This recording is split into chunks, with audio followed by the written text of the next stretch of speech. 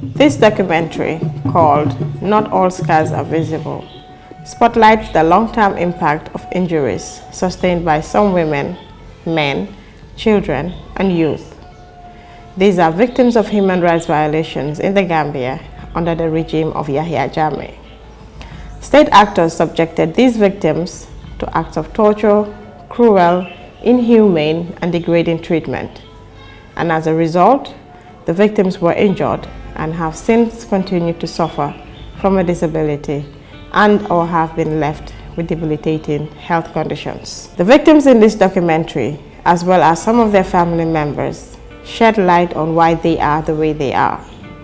Some of their conditions are not visible. You will walk past a man, woman, or youth without knowing that this is what they're dealing with. Students, political opponents, victims of Jammeh's witch hunt campaign, and several others narrate their experiences in this documentary.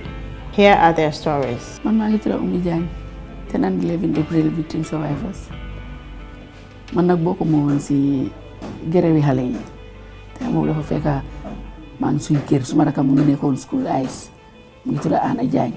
I happen to be a victim of the student demonstration during the second day, that is the 11th of April. Jammeh fere lelandi pour ala masakunda sabati no jang e quartier fayo falindir ñaato so kumola sutiya kan e wolong momo ballo lay ba $1 million le deposit la IEC wato 10,000 no ngaje ko man fea anu 7 e mo wuli tan wala ñante garantie la KMC wala ñante ga Banjul wala di 7 region all total 70,000. Benin be funtila amanke ko nga parti kilne to mum purkata parti bele nu parita ka fundi ni bele fana nga fu nga discussion beke mbe nga fu bari at the end of the day kabirin bita parti dole boycott. Yusufa, who was a 17-year-old student, was shot during the April 10 and 11 student massacre. Since then, he has been wheelchair bound and to live with his debilitating condition for the past 23 years. Yusufa has since been taken in and out of government-funded treatment programs. All of the treatments have been incomplete. Yaya Sinjan is the mother of Asan Suware, who was shot during the April 10 and 11 student massacre in 2000. Asan was a volunteer at the Red Cross Gambia. When he was helping an injured student, he got shot in the process. He was left there to die, but fortunately for him, a passerby saw him and took him to the hospital mortuary, thinking he was dead. Pabach, also known as Samba Jammeh, is a victim of the witch hunt campaign orchestrated by Yahya Jammeh in 2009. Pabach was on his way to Essel when he was ambushed by the witch hunters. In fear of being taken or being beaten, Pabach could not resist. There is usually a police checkpoint, and before we reach the police checkpoint, we found police and I think paramilitary officers. They mount a checkpoint there where they stand waiting for us. When we arrived, at first they started shooting in the air, like to disperse us from, to disperse the crowd. So, like as I turned to run, the moment they started shooting, I turned to run. That was when I feel like something struck my leg. Okay, wokola ngaje ko Jammeh ba ferelle siti kam pour kasi wala na ni solo sande ngol ngaji be ko manke siloti so intapati nka meeting oke Amad Bala bureau to wokono fo nata kambe ko on the 14 but peaceful demonstration kela so inata yente kika e ko fon futu dal bon ko man futu so yen bulo sitin koma yen wara bala 15 ju 15 yen wara bala 15 ju 15 so yen samba koma so yen lipa so yen nya sitinya ko ka abandi sokkan yen noku nyaata yen nyaaki no tinya wolo nay nyaata man bete so mbije yen nek yamta sokkuran ila fa kan sena no go njay ko wo atul kam mo sena jay ko ya dabitu wo ko tan dabitu ba tangoti man sena bodde sok my private part. During my school days, I was studying arts. I was doing arts because my aim was to be a lawyer. That was my aim, to study and be a lawyer. And during my school days, I was an active person. I was doing sports. I was playing football and I was playing volley too as well. So because of the victimization, that's why I didn't complete my schooling. I stopped at grade 10. I didn't achieve none of my dreams because of my victimization. Life is so hard, so difficult because I'm dependent on my family. I'm dependent on everything. My family are taking care of me. They are doing everything for me. And my friends, especially the friends I get at the diaspora, they are the one helping me. Fekk suma mag a ngi rob kooku yónnee ma xaalis ñu jënd ticket pour ma dem Yaya Jammeh jël yëpp siis ñu ne benn victime du fi génn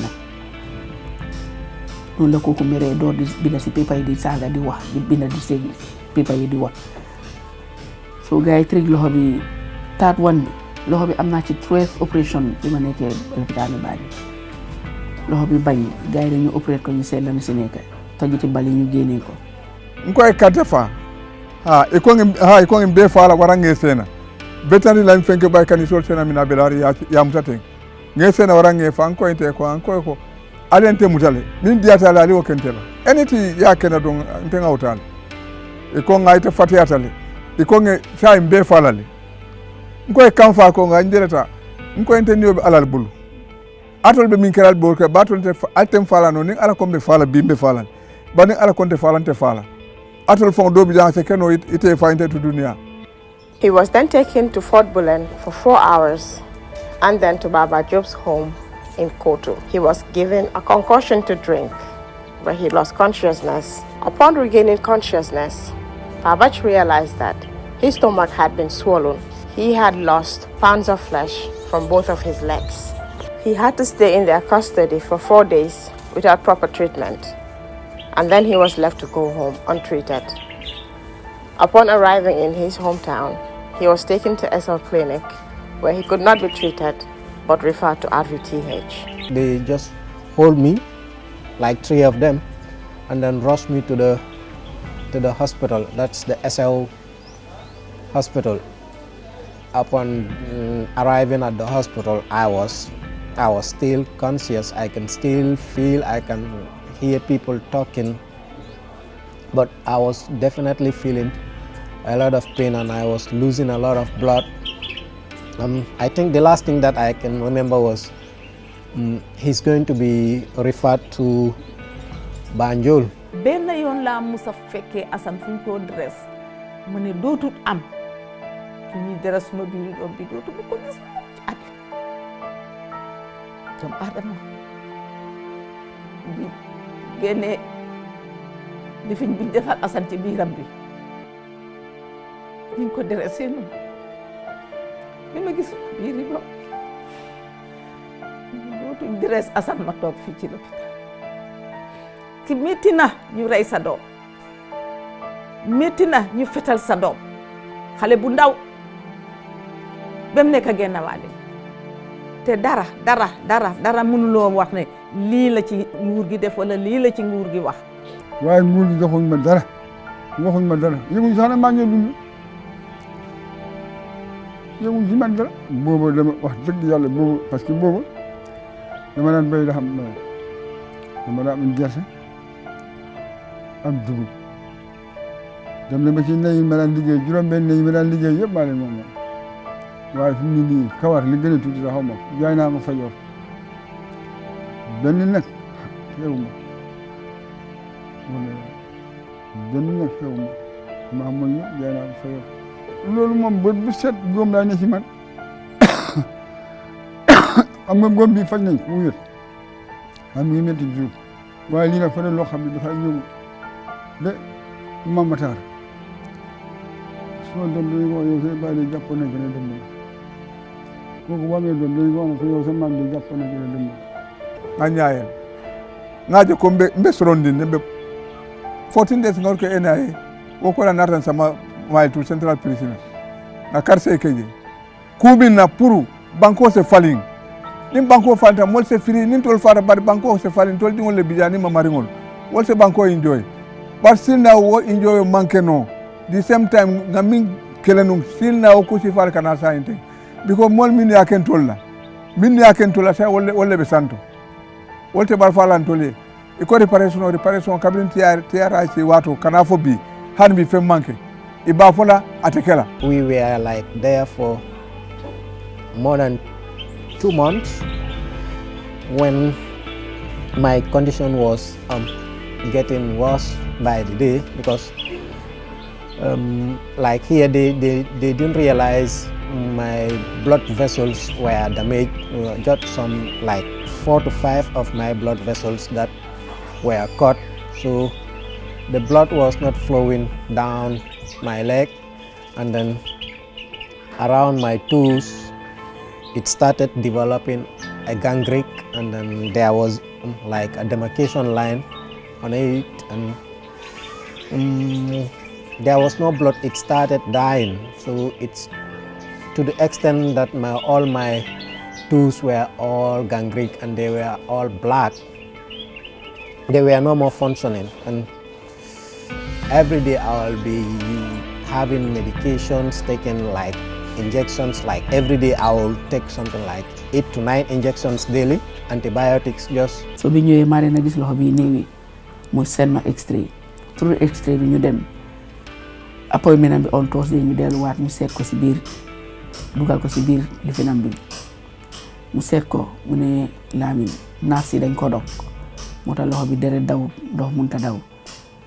So fu mu nekk nii nañ seet man dinaa seet nu maa def mu joxaat ñu appointment ak ay garab, waaye still garab yi naan naa ko ba jeex loxo baa ngi génn dis was di néewi.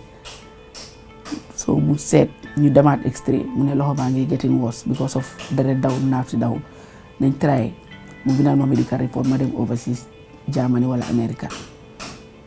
So benn tey ñu ngi ci loolu loxo bi fu mu nekk nii dara duma ko dem na def, suma odoo ma naan suma jëkkër la, suma sangoo moom la. So fu mu nekk nii li ma ñaan rek ndimbal laay ut rek lu ma nit mun a dimbalee ma am overseas dem faji loxo bi. Dig dama daan def lu nekk bi ma ñëwee benn tey maa ngi am 4 years mënumaa def dara suma loxo bi. I was 17 years old. I was still young because I was just in grade 10. I started my grade 10, then I was 17 years old. So obviously I was still a minor. I could not have taken decisions on my own. Should have been the responsibility of my parents to sign that consent form, but they asked me to do so because I was going for that operation, which I finally did. Min yaken tola sa wolle be santo wolte bar falan tole iko reparation kabrin tiara ci wato kana fo bi han bi fem manke iba fola atekela because mol min keleta APRC mol wo mo kin wole be ñaato. He calls for urgent remedies for this condition and for the government to take action as promised. If we come out and protest, maybe they will do something for us. But apart from making anything, just talking without doing any action, they will not do anything for us. We need actions.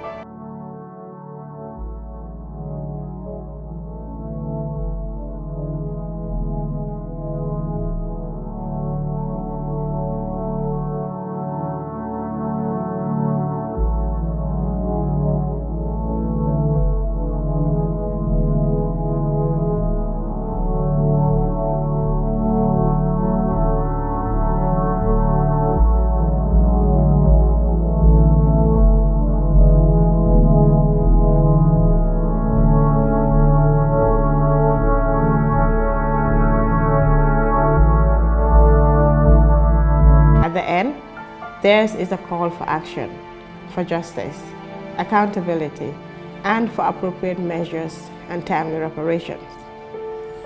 Despite calls for reparation, it is indeed evident that no amount of monetary compensations or reparations will make up for some of these conditions which have been meted on these victims.